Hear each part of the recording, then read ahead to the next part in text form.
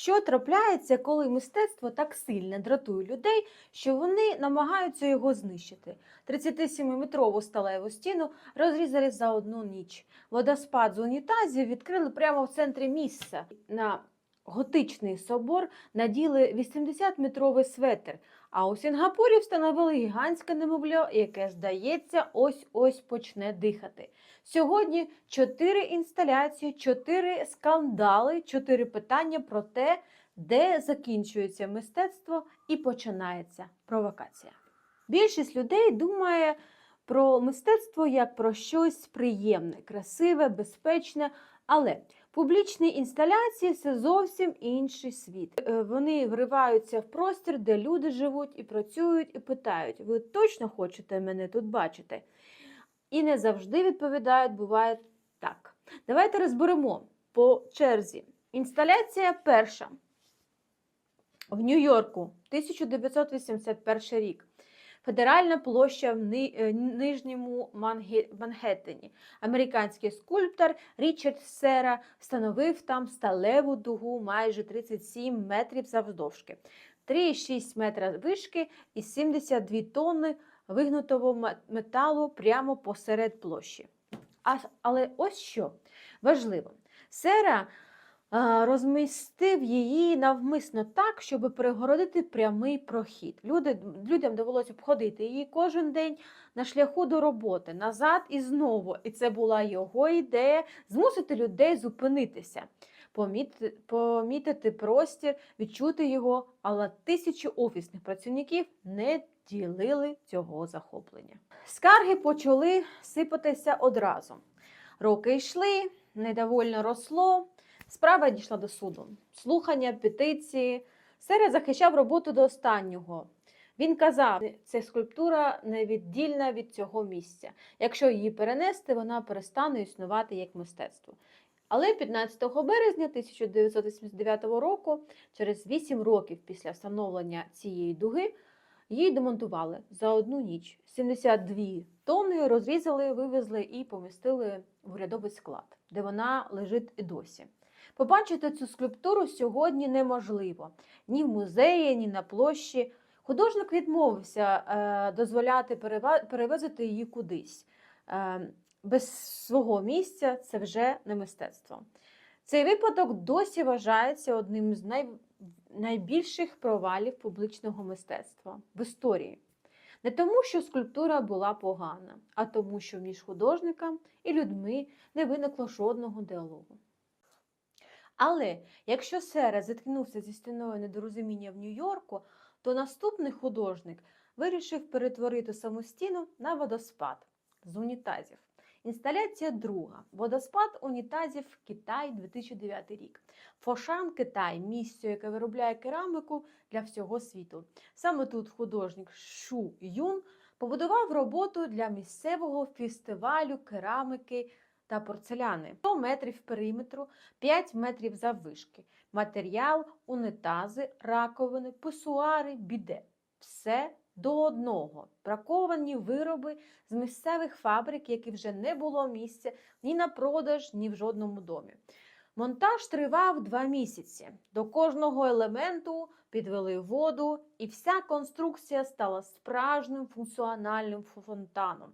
Вода текла по сотнях унітазів і раковин. І це виглядало по-своєму приголомшливо.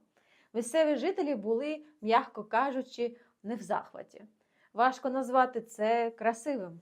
Але екологи оцінили задум інакше, що Юн продумав спосіб не ховати брак у землю, а зробити з нього мистецтво. Що трапилось з інсталяцією потім, точно невідомо. Деякі джерела кажуть, що вона ще довго залишалася на місці. Але туристи, які шукали її після 2019 року, пишуть, конструкція, мабуть, вже прибрана.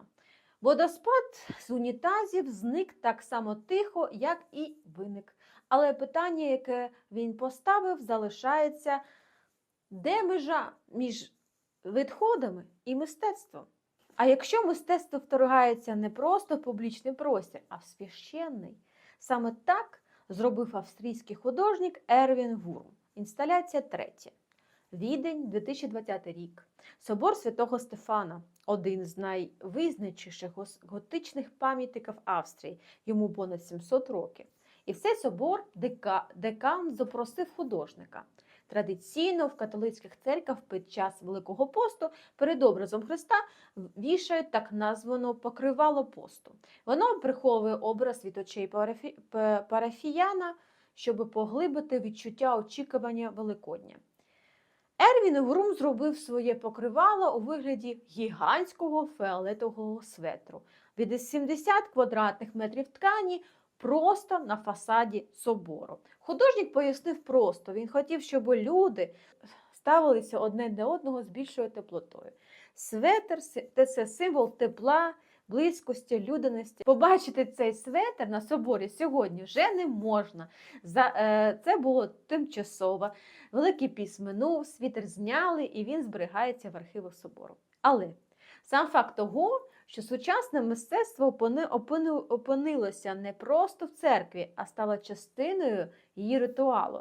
Це вже дуже важлива розмова про те, куди може проникнути мистецтво. І остання інсталяція, найособливіша і, мабуть, найзворушливіша. Інсталяція 4, Сінгапур, 2013 рік, Gardens by the Bay, парк прямо біля затоки, оточений скляними хмарочосами, і прямо на зеленому газоні лежить немовля. 10 метрів завдовжки, 7 тонн, воно здається, що ось-ось поворухнеться. Британський художник Марк Куін назвав роботу «Planet».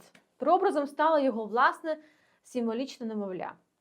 Скульптура ніби зависає в повітрі і на непомітних опорах, і виглядає так, наче лежить прямо на траві. Але є одна деталь, яку важко забути. Для створення скульптури Куін використав молочну суміш, яку годував сина через алергію на коров'яче молоко.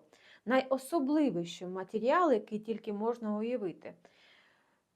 Ця інсталяція – частина постійної колекції парку. І її можна побачити сьогодні, просто поїхати до Сінгапуру. На тлі скляних башень вона виглядає як питання, що ми будуємо, для кого, що ми залишимо. Водоспад з унітазів, сталева стіна, яку знищили светр на готичному соборі, немовля перед хмарочосами, 4 абсолютно різні роботи, 4 кусочки світу, але між ними є щось спільне. Кожна з них становить нам єдине питання. Що ви вважаєте найважливішим? Де проходить та межа? Що змушує тебе зупинитися? Публічне мистецтво не питає дозволу, воно просто стоїть і чекає, поки ти почнеш думати. А яка з цих інсталяцій вразила вас найбільше? І чому? Напишіть в коментарях, мені справді дуже цікаво. А мене звати Анастасія. На цьому каналі я розповідаю про мистецтво та митців так, як зазвичай не розповідають. Якщо вам цікаво, підпишіться, будь ласка, на канал, поставте вподобайку і до зустрічі у наступному відео. Па-па!